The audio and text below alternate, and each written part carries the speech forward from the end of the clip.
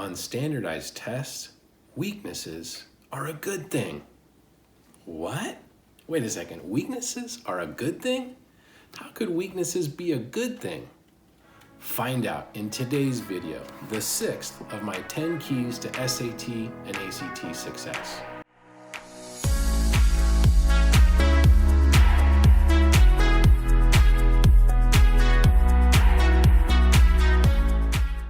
Hi, I'm Brooke Higgins, founder and lead instructor of Crosswalk Test Prep and Tutoring.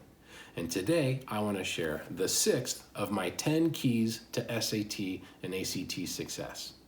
Number 6 is to know your strengths and weaknesses. That's right, know your strengths and weaknesses. Simply put, you score in areas of strength and you avoid areas of weakness. That's what it means to know your strengths and weaknesses. This is a direct continuation of the previous key to success, number 5, which was to play your numbers. If you need to review that, go hit my video number 5 with this. But if you understand playing your numbers, then you understand you have a target number of correct answers that you need to achieve. So to get there, you find your areas of strength to score your points and leverage those strengths. And for the weaknesses, you skip or guess on those questions on areas of weakness. When I work with students, we always celebrate weaknesses. We say, yay, weakness, because weaknesses are a strategic opportunity. Once you know your weaknesses, you can, on test day, avoid them.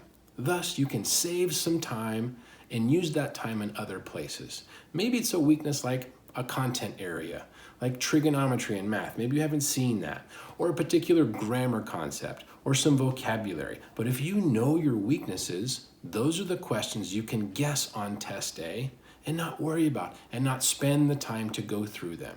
But there's another reason why we celebrate weaknesses. Weaknesses are also an opportunity to get better. Let's say the test isn't tomorrow. Let's say the test is a month, several months, and here we are in a pandemic. Maybe we don't know when those tests are going to come back. So you have time to work on those weaknesses. You now have an opportunity to take those areas that you struggle with and get better at them. And you have resources to do that. You can talk to friends. You can talk to teachers. You can get on Khan Academy. You can get on YouTube. There's ways to get better at your weaknesses. And again, if you have time, weaknesses are an area to get better. And as you go through this process, your weaknesses can turn into strengths. This goes back to the growth mindset that we had in video number 1. But once you have strengths, those become the areas where you're going to score some points. And if it's a really strong area, not only can you score that point, but you can do it in less time, thus saving yourself some time for harder or more difficult questions in the test. So as you start to do your test prep, find your weaknesses. Look at past tests. Look at your practice over time. Figure out what areas aren't as strong.